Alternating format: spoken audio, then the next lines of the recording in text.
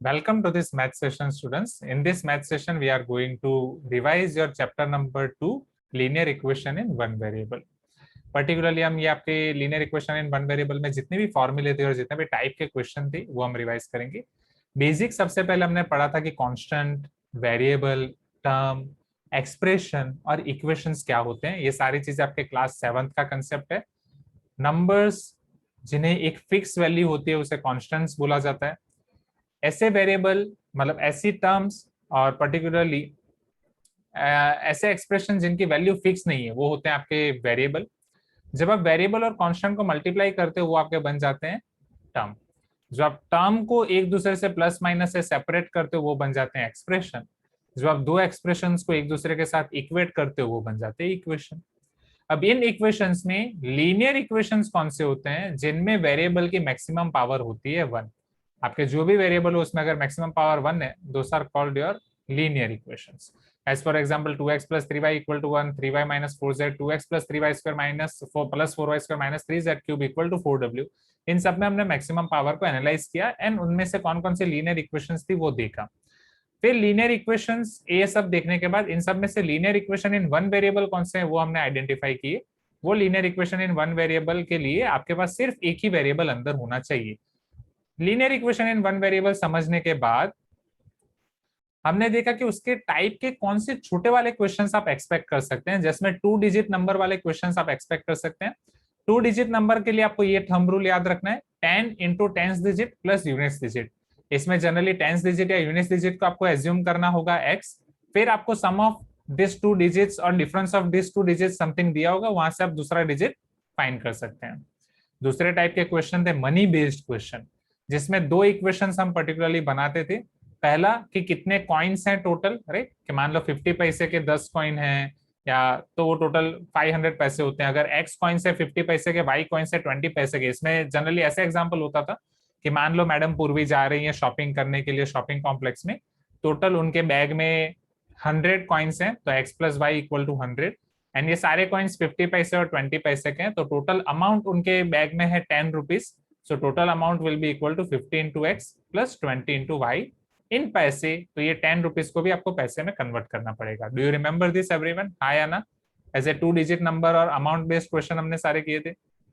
फिर आपके as based problem थे कि 2 पर्सन है, पर्सन 1 और पर्सन 2, उसकी प्रेजेंट एज आपको दी गई है, वहां से आपको पास्ट में जाना है। आप अवेंजर्स बन जाते थे, यहाँ पे टाइम ट्रैवल करते थे, राइट, माइनस करके अगर पास्ट में जाना है पास्ट में जाते थे, प्लस करके फ्यूचर में जाना है फ्यूचर में जाते थे। फिर आपको कुछ कुछ कंडीशन दी जाती थी कि फ्यूचर वाली एज प्रेजेंट एज से 5 यूनिट ज्यादा है, उसको कंपेयर करके आप एक्स की वैल्यू फाइंड करते थे। Do you remember this everyone? हाँ या ना? अरे इस तरीके से ये वाले सारे क्वेश्चंस आप आराम से शॉर्ट आउट कर सकते हो। द थिंग इज मैथ्स के लिए आपको फॉर्मूला बहुत इंपॉर्टेंट है। जब भी आप मैथ्स की एग्जाम लिखने के लिए बैठो उससे हाफ आवर पहले सारी फॉर्मूला पे एक बार नजर मार दो। जितनी फॉर्मूला बुक मैंने आपको बनवाई है ये सारे सेक्शन की फॉर्मूला बुक पे एक बार नजर मार दो, उससे आपकी स्पीड बढ़ जाएगी। ट्रस्ट मी, मेरे टीचर ने हम सबके बैच में ये बोला था, मेरे फ्रेंड्स ने फॉलो नहीं किया, मैंने फॉलो किया, मेरे मार्क्स आ गए, मेरे फ्रेंड्स के मार्क्स थोड़े छूट गए थे। ठीक है, तो प्लीज आप इसे फॉलो करो। ये एग्जाम के बाद आपको खुद पता चल जाएगा कि फॉर्मूला बुक का कितना फायदा है। फॉर्मूला बुक मैंने आपको एग्जाम के रिवीजन के लिए ही बनवाई थी, राइट। मुझे नहीं पता था कि आप लोग एग्जाम के पहले इतना टेंशन लोगे, जो आज मुझे पता चल गया। तो फॉर्मूला बुक तो आपके लिए चमत्कार है। फॉर्मूला बुक तो आप ही का बनाया हुआ आपके लिए एक रामबाण इलाज है, और पर्टिकुलरली आई कैन से कि भगवान का प्रसाद है।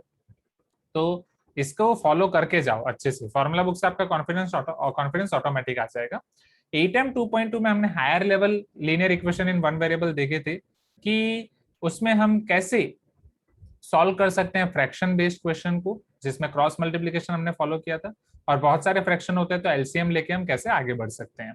फिर इसी में आपके वर्ड प्रॉब्लम्स बेस्ड के अलग अलग क्वेश्चंस थे।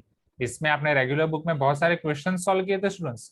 2.1 में आपके बहुत सारे क्वेश्चंस है, हाँ या ना, राइट। 17, 24 समथिंग टोटल कितने क्वेश्चंस थे स्टूडेंट्स? ये देखो इतने सारे क्वेश्चंस आपने सॉल्व किए हैं।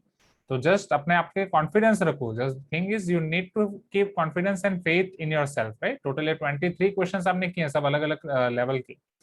2.2 में 10 या 12 क्वेश्चंस ही थे maximum, yes, right, maximum 12 questions. तो ये भी आपने बहुत अच्छे से किए। आपने सब कुछ अच्छे से पढ़ा हुआ है, जस्ट अपनी पूरी जर्नी को रिवाइज करो। मैं जब भी कोई एग्जाम देने जाता था, मैं एग्जाम से पहले एक म्यूजिक चला देता था 5 मिनट के लिए। इट वॉज म्यूजिक फ्रॉम लक्ष्य मूवी।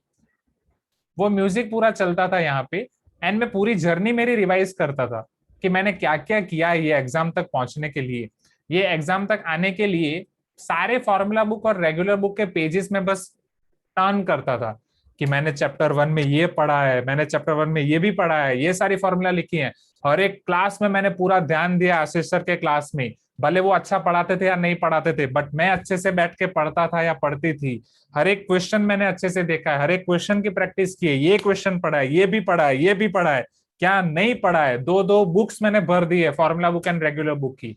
आज ये सारी प्रिपरेशन मेरे दिमाग में है। I am the best version of my self. आज के क्लास में तो, आज के टेस्ट में तो मैं बहुत अच्छा करने वाला हूँ या बहुत अच्छा करने वाली हूँ। एक बार ये ट्राई करके देखो, 5 मिनट वो म्यूजिक सुनो एंड एकदम give your best. Definitely you are going to rock in the exam.